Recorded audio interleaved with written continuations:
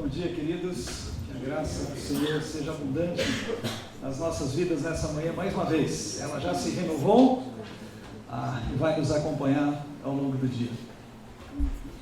Eu queria, inicialmente, eu já agradeci pessoalmente o pastor Darcy, mas queria dizer para os irmãos que tem sido extremamente agradável para a Soraya e para mim estarmos aqui nesses dias, viu? Conhecendo um novo grupo da família, da grande família de Deus aqui nessa terra. Sempre é edificante para nós. A gente se divertiu, a gente riu com vocês, mas eu diria assim, nós estamos indo embora impressionados por ver a dedicação, a seriedade com que vocês têm encarado a palavra de Deus e tudo aquilo que envolve a sua vida de casados. Muito obrigado. Louvamos a Deus pela vida de vocês e esperamos que em outras oportunidades possamos nos encontrar mais uma vez. Nós, Soraya e eu, nós temos uma pequena livraria virtual, porque temos tido o privilégio de poder publicar alguns livros. O pastor Darcy ontem mostrou alguns, eu tenho alguns aqui comigo.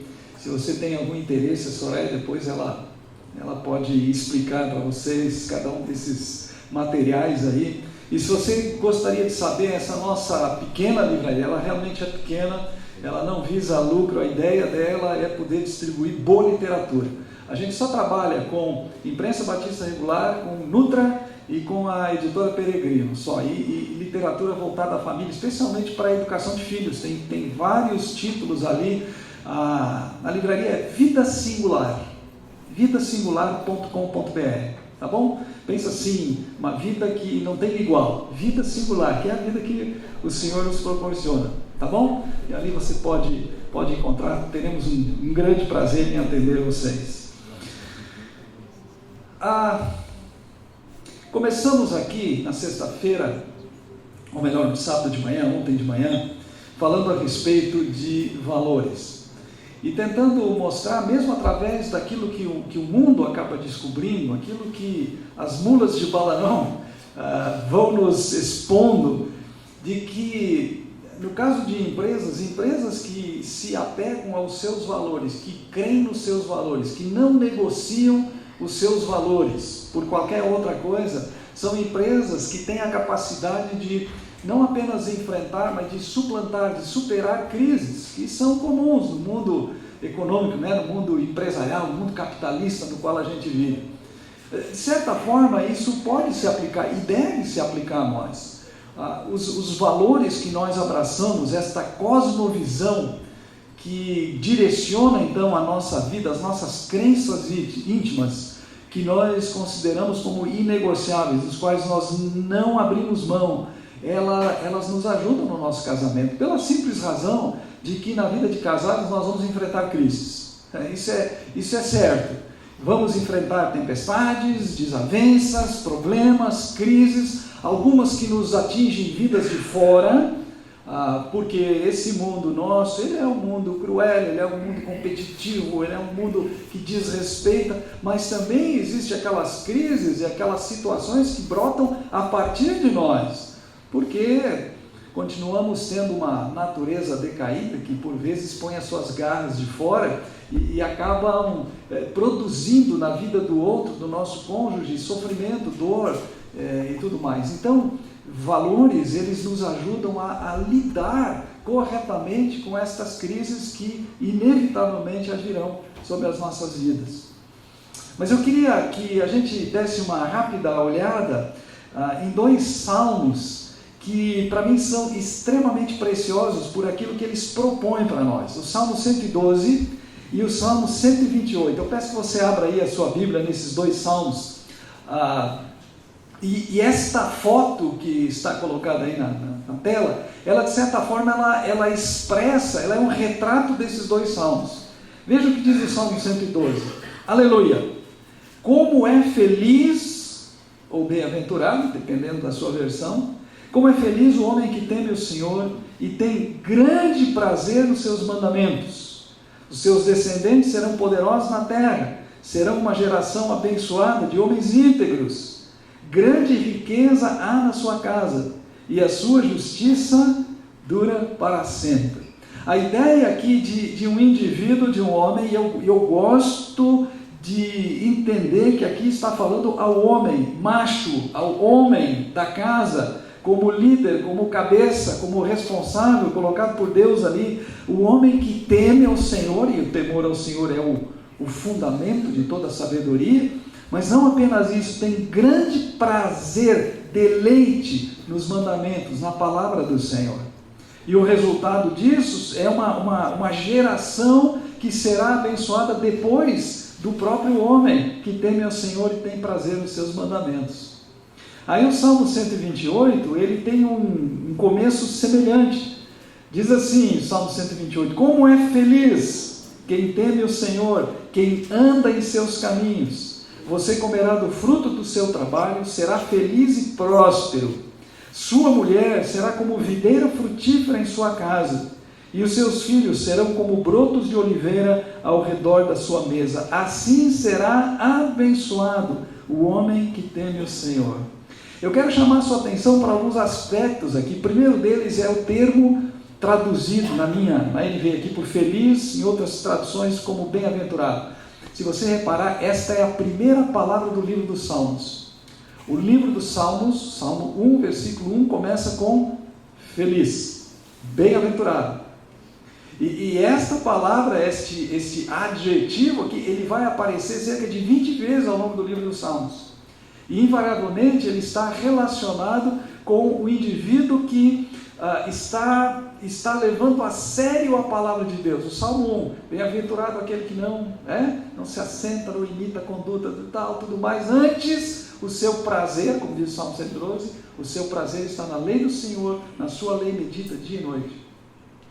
Salmo 112 fala de feliz o homem que teme ao Senhor e tem prazer nos seus mandamentos. O Salmo 128, feliz é aquele, que já generaliza, feliz é aquele que teme o Senhor e que anda nos seus caminhos, ou seja, aquele que adotou valores baseados na palavra de Deus e não negocia esses valores.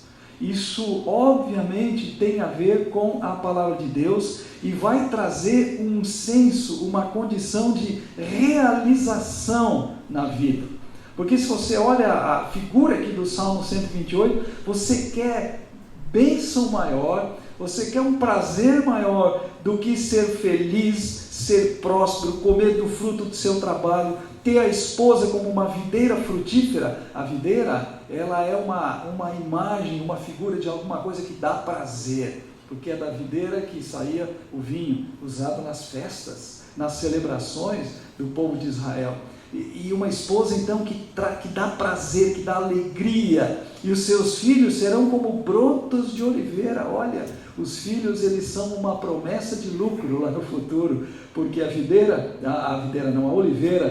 produzindo as suas azeitonas, das quais saía o azeite que simbolizava a santidade, que era usado nas celebrações como forma de unção, mas que era na coletividade, ou seja, na economia agrícola do antigo Israel, era fonte de lucro, era fonte de receita. Os seus filhos, eles prometem isso. Você quer bênção maior do que isso? E aí diz assim, assim será abençoado o homem que teme o Senhor. E queridos, o termo que é traduzido por feliz ou por bem-aventurado no início do Salmo, ele expressa exatamente esta ideia de alguém que é abençoado. Felicidade não tem a ver com aquela sensação que as novelas aí propõem, que não. Felicidade é ser agraciado, abençoado pelo Senhor. Então essa é a figura, e isso me leva a pensar muito bem, se eu adoto os valores da palavra de Deus, se eu me aproprio desses valores, e eu agora os coloco em prática na minha vida, não negocio, é isso que eu creio, é isso que eu vou viver, estou nadando contra a correnteza, estou indo contra a maré, eu em primeiro lugar vou enfrentar as crises, vou superar, vou suplantar as crises, em segundo lugar eu encontro realização. De formas que uma pergunta que se torna obrigatória aqui, eu faço para vocês, com muita franqueza, com muito respeito também. Qual é o seu alvo com o seu casamento? Qual é a altura do alvo que você está propondo para o seu casamento? É no nível mediano? É no nível assim, medíocre? Ou nós estamos indo na direção do muito bom? Quando Deus olhou e criou, Ele disse, muito bom.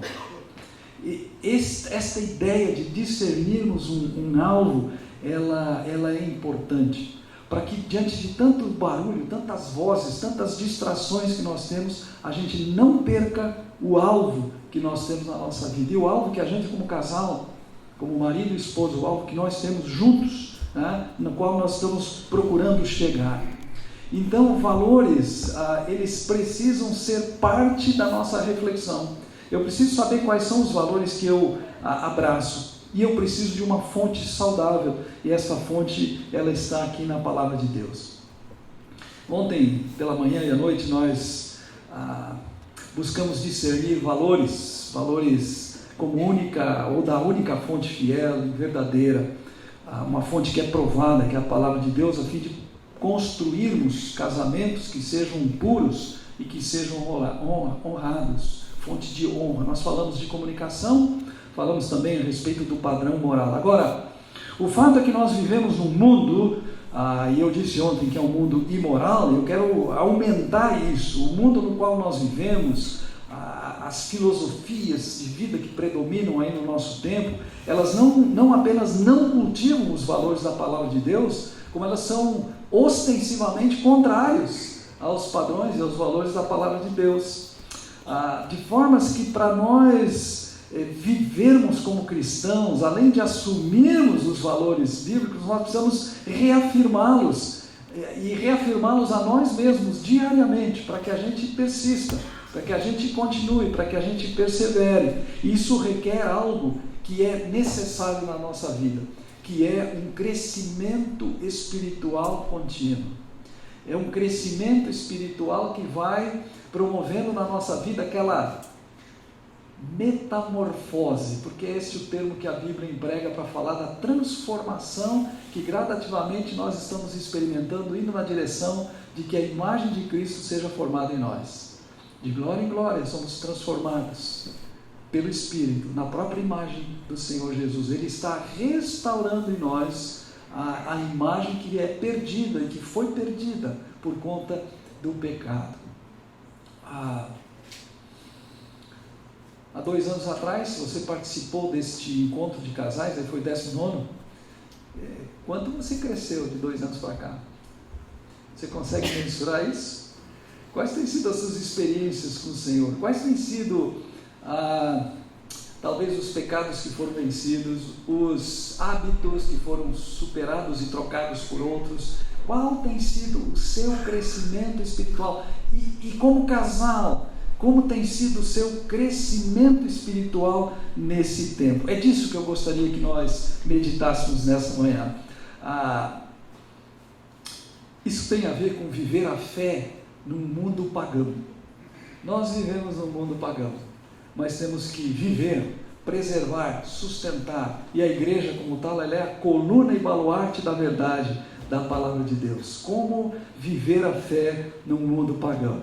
O lar, ele constitui o primeiro ambiente, o mais próximo, onde a fé deve ser vivida, deve ser exposta, onde a fé deve ser incentivada. E o crescimento espiritual, ele é essencial para isso.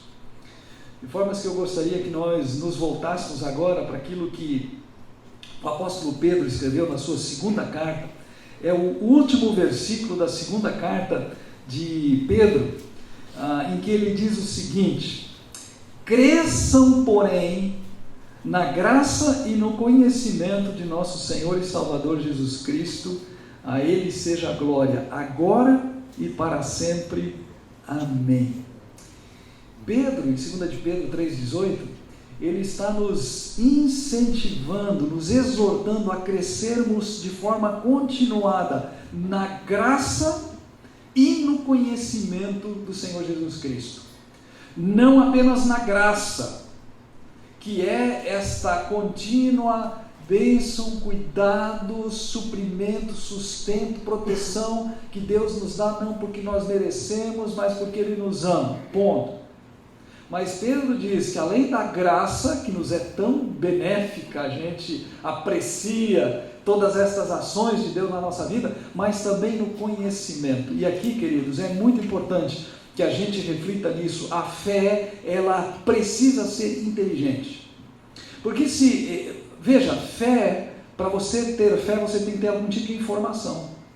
Porque se você não tem informação, a fé é uma crendice. A fé, ela se torna uma superstição.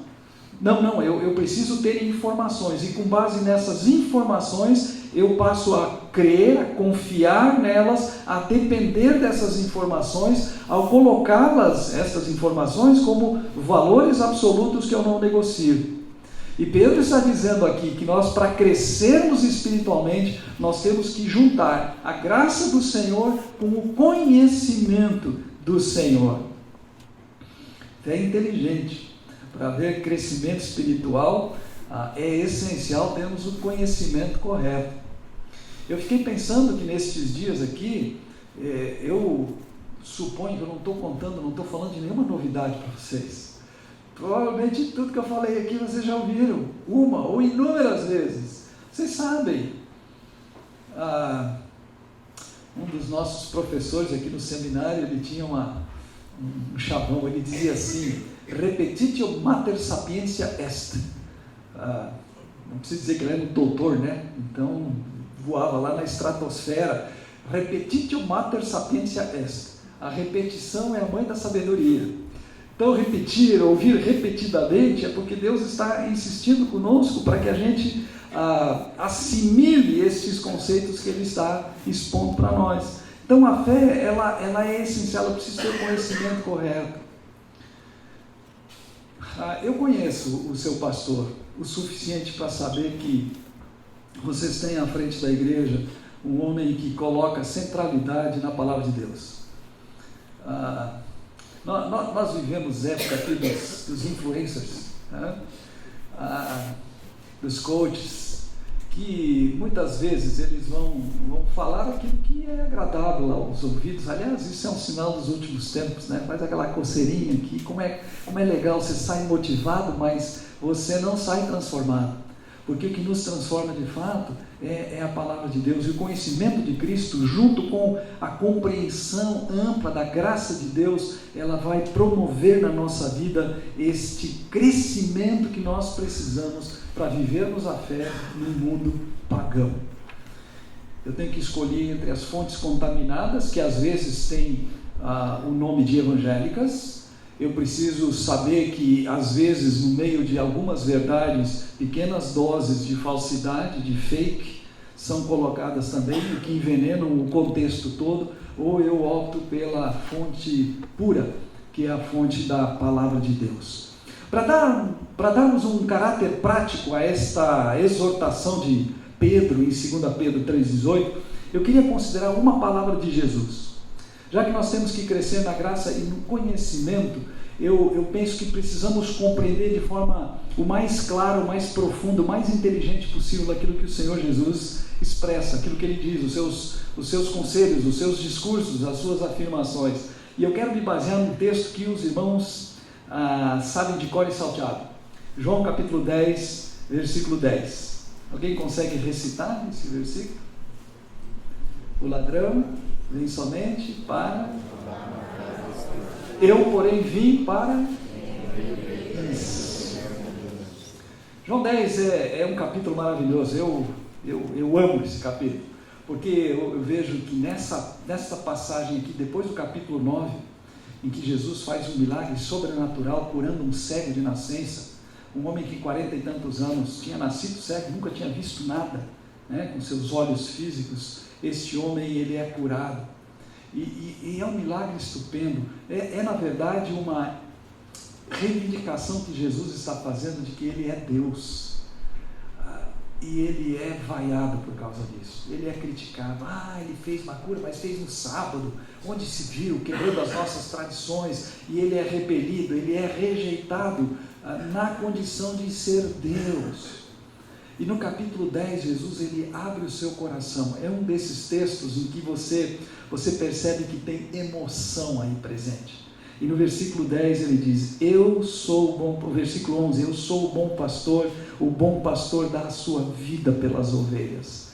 Ele está falando aqui do seu relacionamento com as suas ovelhas. E no versículo 10, então, o ladrão e o bom pastor. O ladrão vem apenas para roubar, matar, destruir. Eu vim para que tenham vida.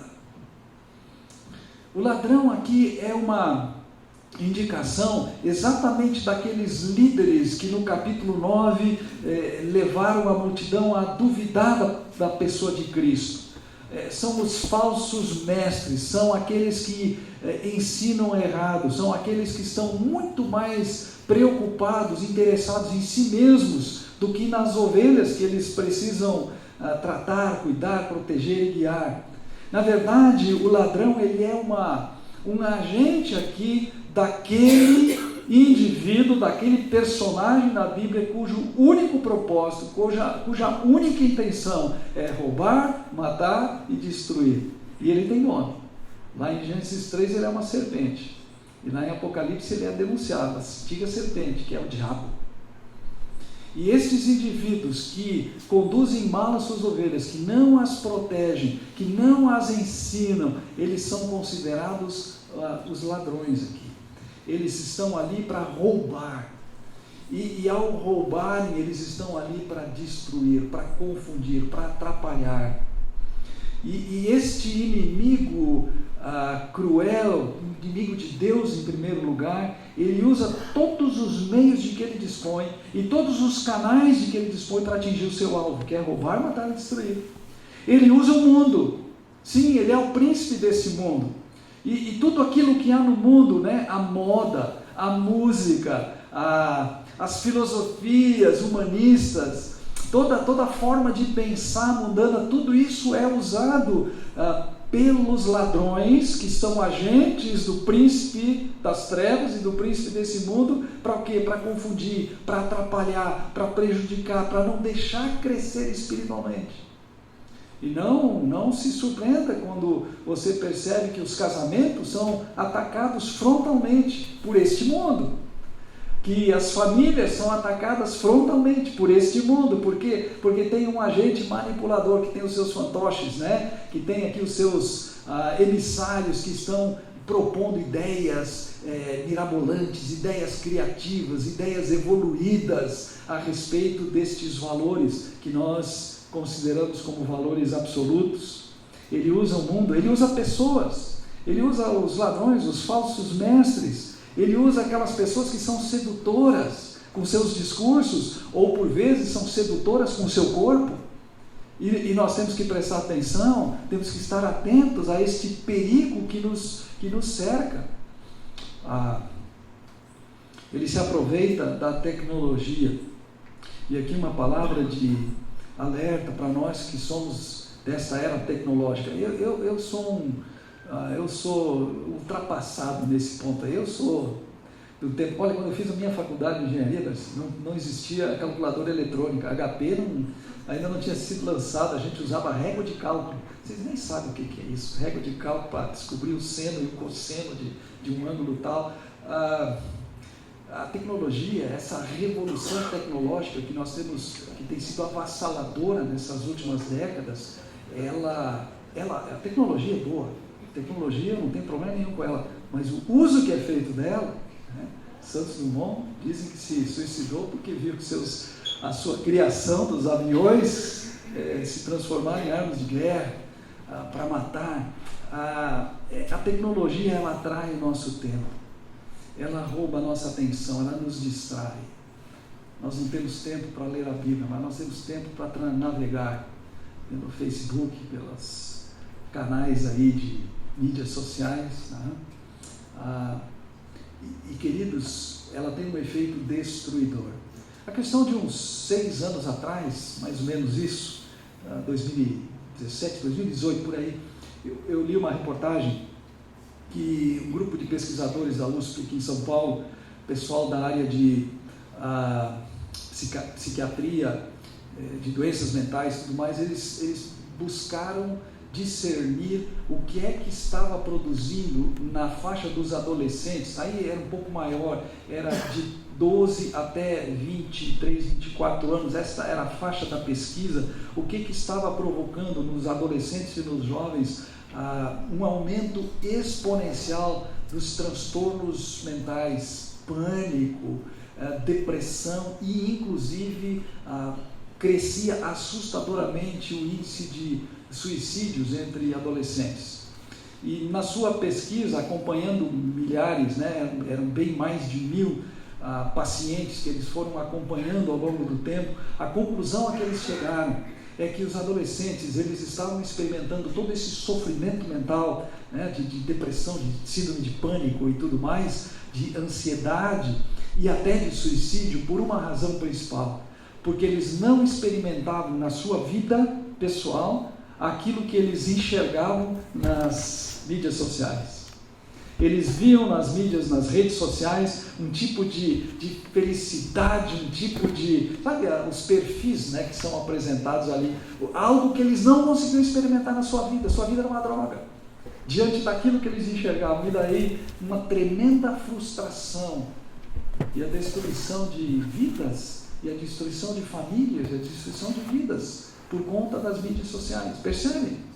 Por quê? Porque tem uma mente infernal que coordena, que comanda e que usa estas coisas aqui, porque o alvo do ladrão é esse, ele se aproveita destas coisas, e pior é quando ele encontra, tendo o mundo à sua disposição, tendo esses personagens que agem debaixo da sua inspiração, e eles encontram ainda em nós mesmos uma cooperação, ou uma parceria que nos induz, que nos empurra na direção de praticarmos aquilo que ele pretende. E quando nós estamos fracos espiritualmente, quando nós paramos de crescer espiritualmente, quando nós estagnamos espiritualmente, nós nos tornamos vulneráveis e somos atacados. E quando somos atacados, nós estamos fracos, o que vai acontecer? Nós seremos derrotados.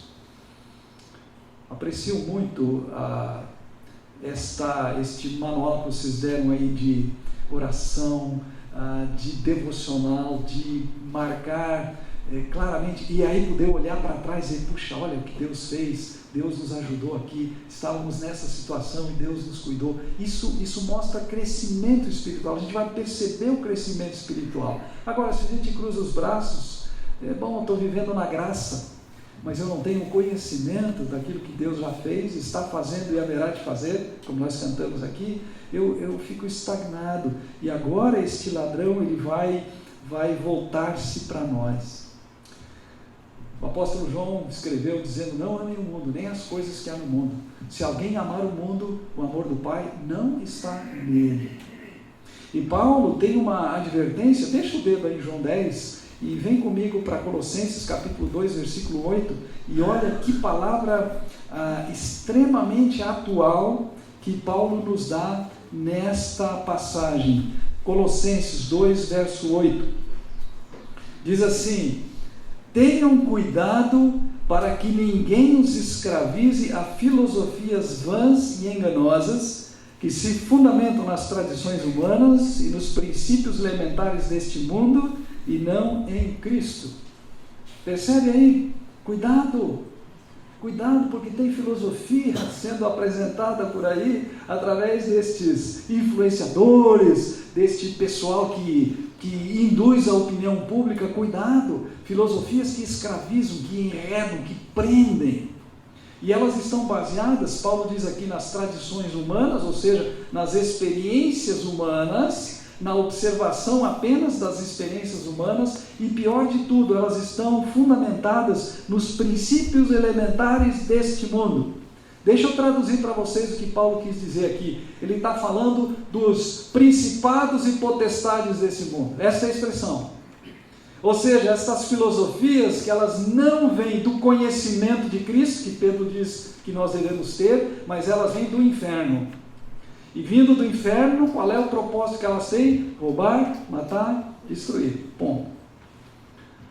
Paulo estava lidando com um grupo de cristãos que tinham na cidade de Colossos, que tinham saído do paganismo. Eles vinham com hábitos, com práticas, com estilo de vida profundamente marcados pelo pecado e influenciados fortemente pelas ideias, especialmente porque o mundo helenizado da época, ele sofria um impacto muito forte, muito grande das ideias filosóficas dos gregos, dos estoicos, dos platônicos e tudo mais, que propunham, por exemplo, que tudo que é material, inclusive o corpo, a carne, isso aí, você não precisa cuidar disso aí, o negócio é aquela iluminação, né? Aquilo que é etéreo, aquilo que vale, e Pedro está dizendo, cuidado com essas coisas aí, cuidado, a palavra de Deus ela é palpável, ela é concreta, ela tem a ver com a vida hoje, e não apenas com um conhecimento etéreo dos iluminados aqui.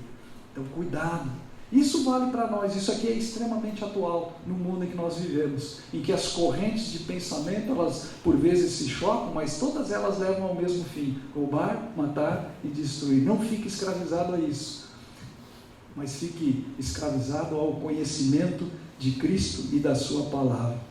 Cuidado então, queridos, quando nós aplicamos isso ao casamento, saibam que nós estamos sob ataque, de todas as formas, o mundo, o diabo, e quando isso encontra apoio, cumplicidade na nossa própria natureza decaída, nós nos tornamos vulneráveis a esses ataques aí. O casamento ele precisa ser fundamentado, erguido, trabalhado, construído em cima de valores inegociáveis, dos quais a gente conversou a respeito de alguns. Então eu tenho de um lado a ação aqui do ladrão, aquele que Jesus denuncia como aquele que vem apenas, não tem outro propósito que não seja esse, roubar, matar e destruir. Mas aí ele diz, na sequência do versículo 10, João 10:10, eu vim para que vocês tenham vida, e a tenham plenamente, ou vida abundante. Eu queria que nós olhássemos aqui para a graça do bom pastor.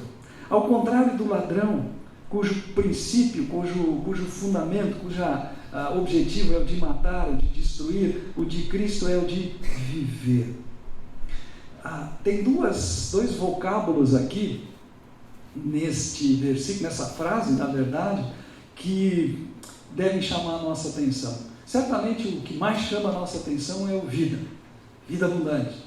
Mas eu queria que você prestasse atenção no que Jesus disse, eu vim. Porque nesses dois vocábulos aqui nós entendemos o Evangelho, a necessidade do Evangelho e o resultado do Evangelho, o Evangelho que nós abraçamos. Isso aqui tem a ver com conhecimento de Cristo. Vamos voltar na memória aqui para Gênesis capítulos 1, 2 e 3, para nós entendermos o significado e a importância dessa afirmação de Cristo, eu vim. Quando nós lemos o relato da criação, capítulos 1 e 2 de Gênesis, nós vemos que Deus cria tudo para a sua glória, cria tudo segundo o seu senso estético. Quando ele diz que alguma coisa é boa, quando ele diz que alguma coisa é bela, ele tem um senso estético, ele cria o homem à sua imagem, por isso nós também temos senso estético, nós também contemplamos a beleza, admiramos a beleza. Deus cria homem e mulher para representá-lo aqui neste planeta, neste mundo. Nós temos aqui um propósito de vida, nós temos um propósito no nosso casamento, nós temos aqui os fundamentos da vida, mas acontece em Gênesis capítulo 3. E Gênesis capítulo 3 revela a quebra de tudo aquilo que Deus tinha feito e criado de forma bela, perfeita. Tudo aquilo que Deus disse é bom, é muito bom, agora de repente se tornou ruim. Porque a imagem de Deus, no qual o homem e a mulher foram criados, esta imagem agora ficou danificada, ficou prejudicada, ela está estragada, ela não funciona como deveria funcionar, mas o pior de tudo é que o homem e a mulher foram expulsos da presença de Deus. E por que isso aconteceu? Porque no capítulo 2 Deus havia prevenido homem e mulher, ou talvez só o homem como cabeça do lar, ele disse, olha, pode usufruir de tudo isso aqui, aproveita tudo, pode comer de tudo que tem aqui, mas aquela árvore, ali vocês não devem comer aquele fruto, porque no dia que vocês comerem daquele fruto, certamente vocês irão morrer. E a morte, ela não se resume apenas a um coração que para de bater e um cérebro que morre. Não. A morte significa afastamento de Deus. Adão e Eva morreram naquele momento. Eles se afastaram de Deus, eles se esconderam de Deus, e Deus os expulsa da sua presença. Deus os manda embora. E Deus diz assim, coloquem anjos ali para cuidar a entrada, põe uma espada flamejante que fique ali revirando para que eles não possam retornar para usufruir da árvore da vida. E agora, certamente morrereis. Agora aconteceu. E desse dia em diante, lá de Gênesis 3, desse momento em diante, ficou impossível ao homem e à mulher retornarem à comunhão com Deus. Eles perderam a imagem plena de Deus no qual eles tinham sido criados, a capacidade de comunicação com Deus. Eles agora são afastados da presença de Deus, estão impossibilitados, definitivamente impossibilitados de retornarem à comunhão com Deus. Ora, se o homem e a mulher estão impossibilitados de retornarem à comunhão com Deus, o que é que precisava acontecer para que a comunhão com Deus fosse restabelecida? Era preciso que o próprio Deus viesse ao encontro do homem. E é isso que Jesus está dizendo. Eu vim. Deus veio. O Deus que tinha sido ofendido pela mancha, pelo pecado, pela desobediência, pela rebeldia. O Deus que tinha sido desprezado na sua palavra pelo homem. Deus agora, Ele toma a iniciativa de vir ao encontro da humanidade. Isto é a base do Evangelho. Há uma iniciativa de Deus, há uma necessidade de que Deus viesse. Nós não podemos ir. Ele precisava vir. E Ele veio. E é isso que Jesus está apontando aqui. Quando nós olhamos para o Evangelho como um todo, né, o Evangelho em toda a sua mensagem, nós vamos perceber o que é que Deus faz. Lá em Gênesis capítulo 2, se comer, se desobedecer, certamente morrerão. Morreram. E agora, numa antevéspera da Páscoa, lá no ano 32 ou 33, discute-se um pouquinho a data, lá em Jerusalém, nas cercanias de Jerusalém, o que aconteceu? Cristo crucificado, pregado naquela cruz, e o que ele grita lá do alto da cruz? Deus meu, por que me abandonaste? Cristo morreu, Ele foi separado do Pai. Inexplicável isso, incompreensível isso, porque o decreto de Deus, de Gênesis 2, ele é cumprido na pessoa de Cristo. Eu vim para isso, eu vim para cumprir o propósito do Pai. E naquela agonia daquelas horas em que ele passa pregado ali, Deus meu, por que me desamparaste? Por que me abandonaste? Porque o decreto de Deus estava sendo cumprido. Trevas sobre a terra, negritude sobre a terra. E lá pelas tantas, no momento em que ele vai expirar, Cristo diz: está consumado, está pago, está feito.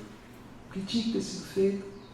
Pai, eu vim para cumprir o teu propósito, e eu te glorifiquei na terra, cumprindo o que me enviaste para fazer. Cristo está dizendo em João 10, eu vim. Mas ele disse, eu vim para que vocês tenham vida e vivam plenamente, e a tenham plenamente. Deus nos cria a sua imagem, a imagem de Deus. Ele partilha conosco alguns dos seus atributos que é possível compartilhar com alguém limitado como ser humano, a capacidade de amar, de ser amado, de se comunicar, de raciocinar, de sentir, esse senso estético que nós temos, tudo isso faz parte dessa imagem de Deus. Ali no jardim do Éden, homem e mulher, eles provaram da delícia, da beleza dessa vida com Deus. Aliás, deixa eu fazer uma pergunta para vocês. Teologia, pastor, atenção aqui, teologia, tá? Qual foi a primeira atribuição, a primeira atividade do ser humano depois que foram criados? Crescer e multiplicar, foi a ordem, mas isso demora pelo menos 9 meses, né? Então, oi?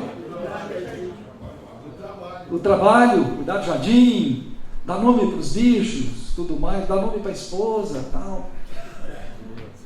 Não. O homem e a mulher foram criados no 6º dia. O que aconteceu no 7º? Deus nos criou para comunhão com Ele. Deus criou o ser humano para o relacionamento com Ele. Antes de dar nome para os bichos, antes de cuidar do jardim, antes mesmo de se multiplicarem, Deus para a obra criadora. A Bíblia diz: Deus descansou. Agora, você, professor de hebraico, me socorre aqui, mas Deus não se cansa. Concorda comigo? Deus não. Jesus disse lá pelas tantas: meu pai trabalha até hoje, eu trabalho também. Deus não é como a gente que fica exausto depois de um dia de piscina, que nem o Bruno, chega de noite, está no bagaço e ainda quer ficar até as 3 da manhã. Deus não é assim, né? Deus cessa a atividade criadora. Por que Ele para de criar? Deus cria agora um tempo para que o homem e a mulher, criados à sua imagem e semelhança, com a capacidade de se relacionarem com Ele, para que o homem e a mulher estejam com Ele, e Ele esteja com o homem e a mulher. É para isso que nós somos criados. Esse é o princípio vital da vida humana. Relacionamento com Deus. Tudo flui daí, tudo acontece a partir daí. Por isso nós precisamos conhecer, e por isso nós precisamos crescer espiritualmente. E quando o Senhor Jesus diz assim: eu vim para que vocês tenham vida, sabe o que é vida? É aquilo que Adão e Eva experimentaram em Gênesis 1 e Gênesis 2, no tempo antes de Gênesis 3. Foi isso que eles experimentaram. No momento que eles saíram dali, estão mortos. Por um só pecado, por um só homem entrou o pecado no mundo, e pelo pecado a morte passou a todos. E todos pecaram.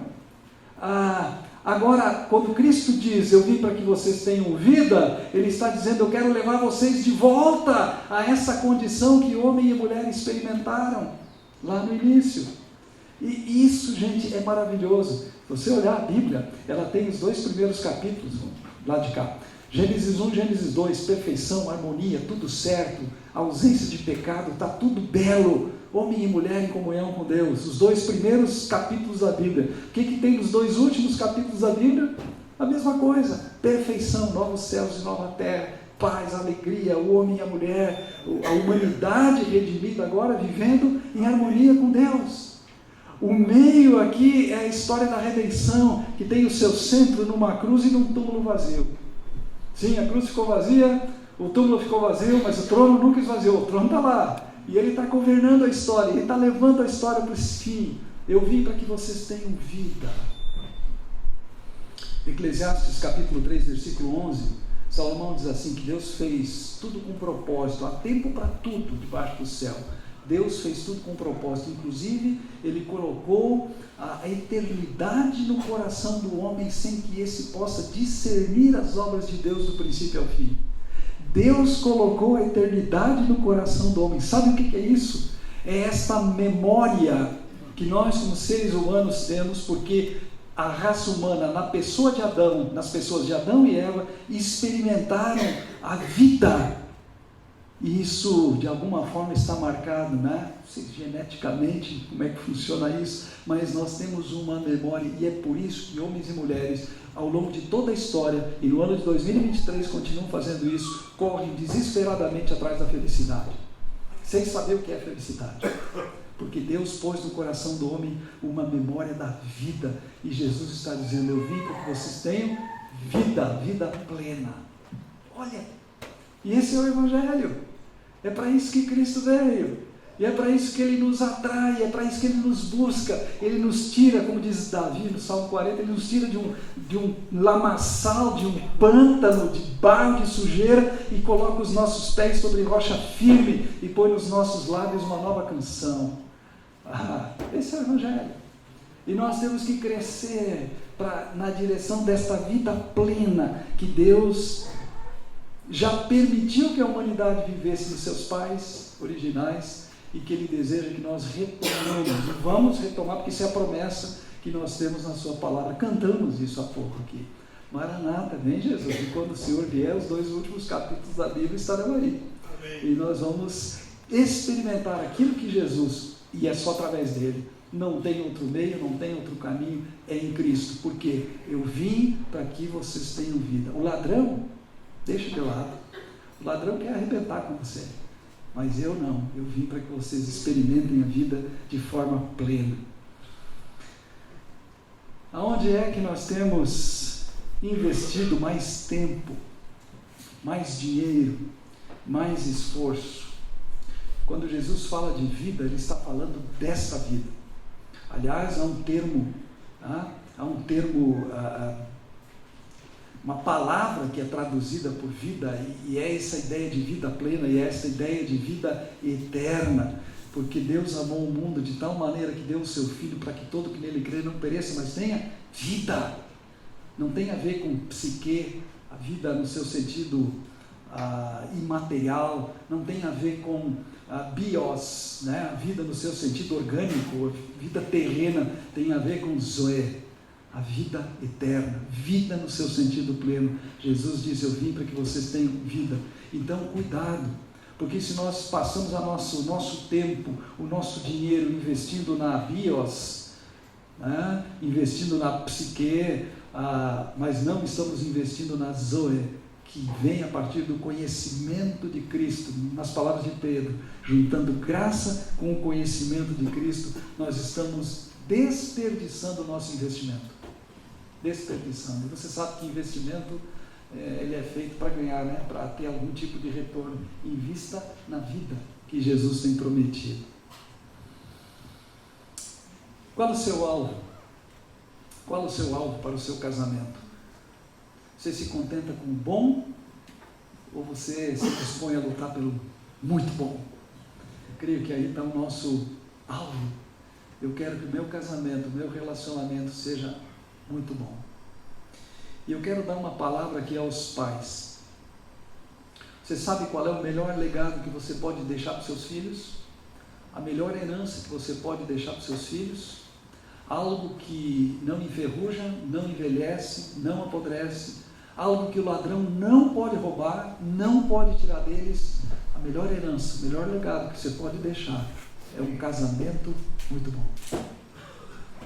Um casamento sólido, um casamento firme, em que os seus filhos e as suas filhas olhem para você, como casal, olhem para vocês e se mirem em vocês, estejam seguros, estejam conscientemente seguros do valor de um casamento e não se deixem influenciar pelas ondas e pelas modas e pelas gangues e pelos grupos que se formam tentando arrebanhá-los e tirá-los disso. Um casamento sólido, um casamento firme é a melhor segurança que você pode dar para os seus filhos, muito mais do que uma herança material. Não que você não possa dar uma herança material, faça isso se você puder. Não deixe dívidas, tá bom? Isso não, mas deixe um casamento fiel, um casamento seguro, em que eles olhem para o pai e mamãe e digam, se o caso da menina, e nós falávamos isso com as nossas filhas, quando procurarem um namorado, um marido, vão procurar alguém que seja igual ao papai. E se forem meninos, eu quero uma namorada, uma esposa que seja igual à mamãe. Por quê? Porque tem um padrão, tem um modelo, tem um alvo, porque o casamento de vocês foi na direção do muito bom. Crescimento espiritual. Por que nós necessitamos de crescimento espiritual? Porque nós somos pecadores. E nós vamos produzir conflitos, crises entre nós. E nós vamos ter que resolver essas crises. E o crescimento espiritual nos ajuda nisso. Ele nos dá ferramentas, ele nos dá fibra, né? Ou como se fala hoje, nos dá resiliência para nós enfrentarmos essas coisas aí. Em segundo lugar, nós temos que crescer espiritualmente porque somos pecadores. E nós necessitamos de transformação. A Bíblia diz que Deus começou uma boa obra em nós, mas Ele ainda não terminou. Ele vai terminá-la no último dia, quando nós formos para a sua presença. Ele está trabalhando em nós. Mas existe uma outra razão, e eu acho isso aqui maravilhoso. Eu vou pedir que você venha comigo para Efésios capítulo 2, versículo 10. E eu estou indo já para o encerramento aqui. Efésios 2,10 é um incentivo para a nossa vida que eu considero maravilhoso. Depois de ter falado a respeito da salvação em Cristo Jesus, não por obras, para que ninguém fique se achando aqui, é por graça, sim, mas ele diz assim, porque somos criação de Deus, realizada em Cristo Jesus para fazermos boas obras, as quais Deus preparou antes para nós as praticarmos. Se você tem a NVT aí no seu smartphone ou na sua Bíblia, diz assim, porque somos obra-prima de Deus. É interessante, o verbo que Paulo emprega aqui é um verbo que tem a ver com um trabalho, alguma coisa que é feita manualmente. Não é um trabalho mecânico, é artesanal. Basicamente a ideia é essa. Vocês são uma obra artesanal de Deus. Certa vez eu preguei sobre esse texto aqui, e eu usei como ilustração, e algo que nós vimos, e ficamos maravilhados, a escultura de Davi, de Michelangelo. Eu não sei se alguém teve a oportunidade de vê-la, a gente viu uma réplica. Original, não tínhamos dinheiro suficiente para entrar na galeria, mas é uma obra impressionante. A perfeição com que com que Michelangelo ele mostra Davi, né? Ele fez outras obras também, mas aquela ela é clássica. E diz a história que, na verdade, alguém tinha tentado fazer alguma coisa, era um bloco de mármore enorme, tinha tentado fazer, mas não, tirou uns pedaços lá, mas não saiu nada, e aquele bloco estava lá abandonado, e Michelangelo disse que ele ia fazer alguma coisa ali. Ele constrói um tapume ao redor, e ele começa a trabalhar, né? Cinzel numa mão, martelo na outra, e ele vai esculpindo essa escultura de uma forma maravilhosa.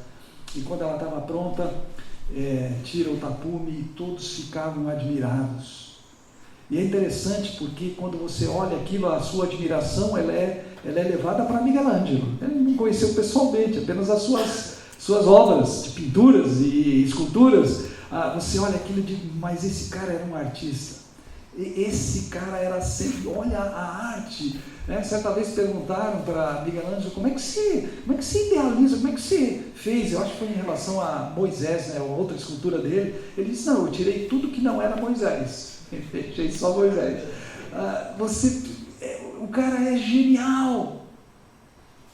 A Bíblia está dizendo, Paulo está dizendo que você e eu somos uma obra artesanal de Deus.